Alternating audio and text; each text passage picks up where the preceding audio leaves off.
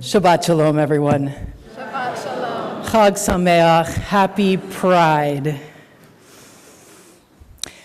In the summer of 2004, I had almost finished my first year of rabbinical school in Jerusalem. In June, I found myself in Jordan on the top of Jabal Nibu, in Hebrew, Har Nevo, and in English called Mount Nebo. At the top of Mount Nebo, at least at that time, there was a sign. It was really small, and it was kind of worn out.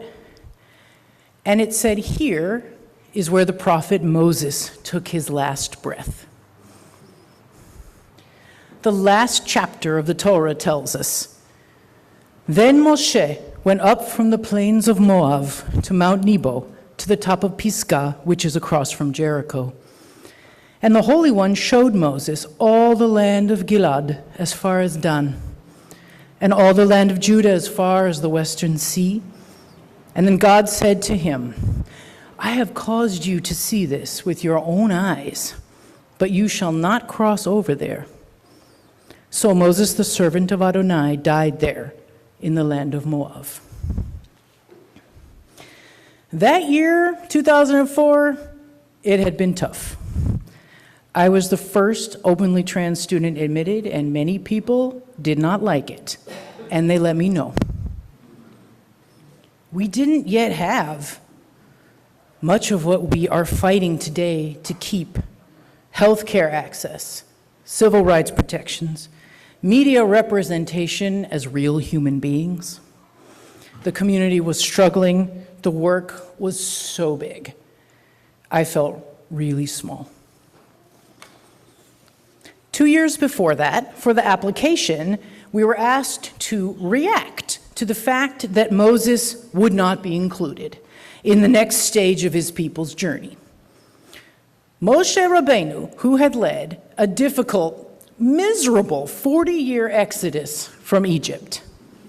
Apparently, this was a punishment from God because he hit a rock with a stick when he was instructed to speak to it nicely. What? What? 24-year-old me was indignant on Moses' behalf. Didn't he deserve to make it? Didn't he deserve to make it to the land with his people? Especially given everything he had been through. If you would.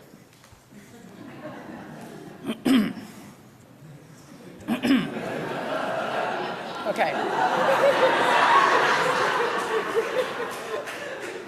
Wesley made it. It's fabulous. You go. Okay. This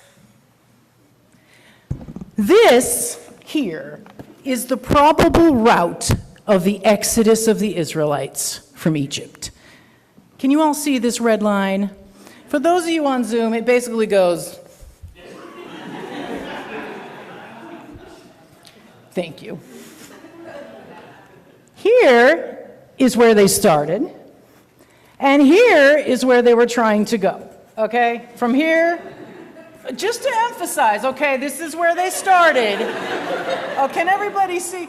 And this is where they were trying to go, okay.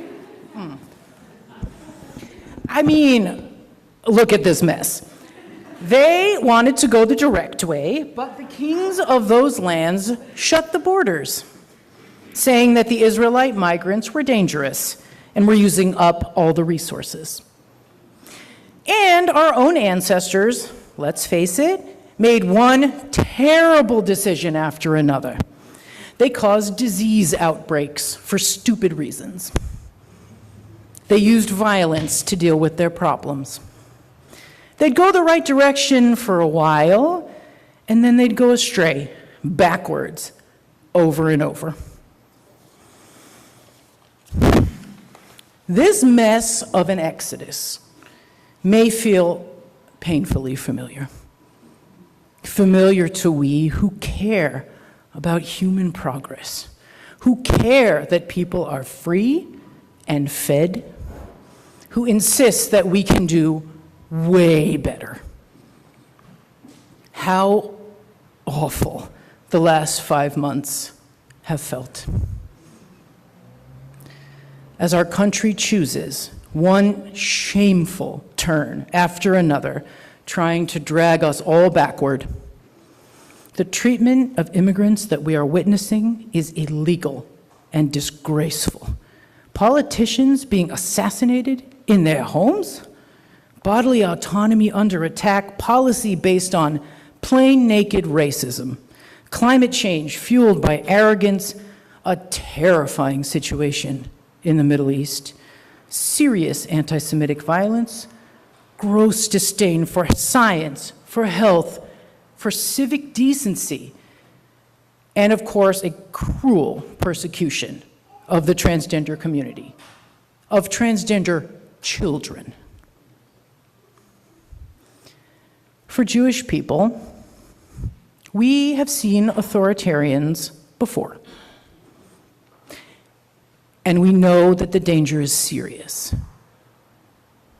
Many of us feel rage, grief, anxiety, fear, or all of those.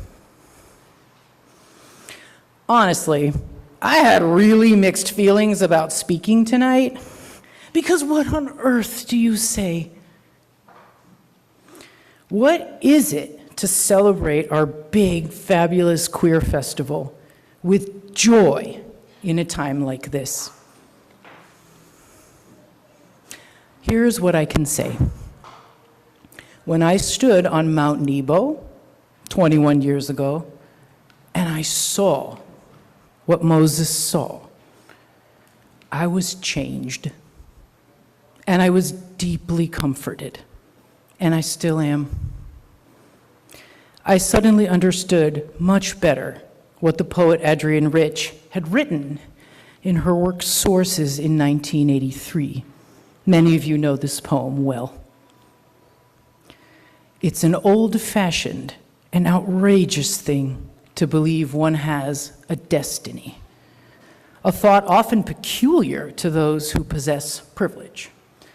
But there is something else, the faith of those despised and endangered, that they are not merely the sum of damages done to them, have kept beyond violence the knowledge arranged in patterns like kente cloth, unexpected as in batik, recurrent as bitter herbs and unleavened bread, of being a connective link in a long, continuous way, of ordering hunger, weather, death, desire, and the nearness of chaos. Moshe wasn't punished by what was denied him in his lifetime.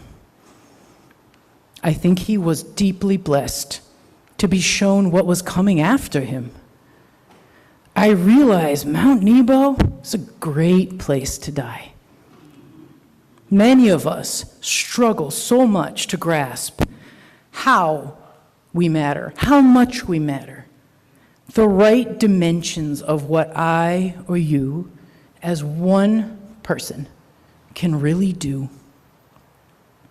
Am I becoming a worthy connective link in this Shalshelet HaKabbalah, the chain of tradition, in the urgent repair of this world? Am I expecting too much of myself? Am I expecting too little? We often leave this life without knowing for sure. But for Moses, God laid it all out in a valley and led him up to see it with his own eyes and be comforted. The Mishnah teaches us, Lo aleche hamlacha ligmor, velo atebet chorin lehivatel mimena. It is not upon any one person to complete all this work, not even Moses. And none of us are free to give up, not even Moses. He tried so many times to get out of that whole leadership thing. He got frustrated, he smashed stuff, important stuff. Occasionally, he openly wished that he were dead. But he kept moving forward. בכל דור ודור חייב אדם לראות את עצמו כאילו הוא יצא ממצרים.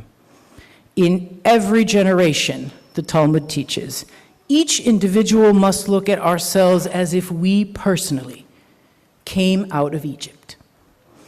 For me, this great coming out is not about any particular promised land, not about possession, not about dispossession.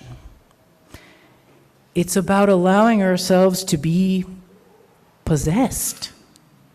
That is, to be claimed, held, our own little lifespan secured in some deep belonging, somewhere between our elders and our descendants. We move forward together over long periods of time, too long, often violently misguided, with way too many lost along the way. We queer people remember narrow places very well, and we are fighting our ways out of it still. We all know the Exodus is not over. At the very same time, though, what incredible progress we have made in the last 20 years. Queer marriage became legal across the country 10 years ago yesterday. We have proudly lesbian and gay teachers and cabinet secretaries.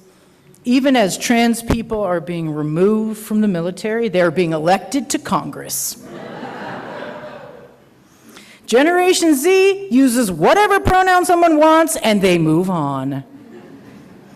An oppressive government, can make our lives really hard. They can make our lives really hard. But they can't put our consciousness back in the closet. Hine ma tov u'ma na'im. How good it really is to be here together with all of you. Our long Jewish heritage is brilliant and brave and flawed and creative and resilient. And we will celebrate our festivals with joy, no matter what. Our queer community is brilliant and brave and flawed and creative and so resilient.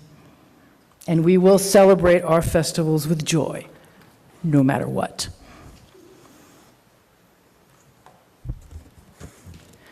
This is not a heritage of perfection.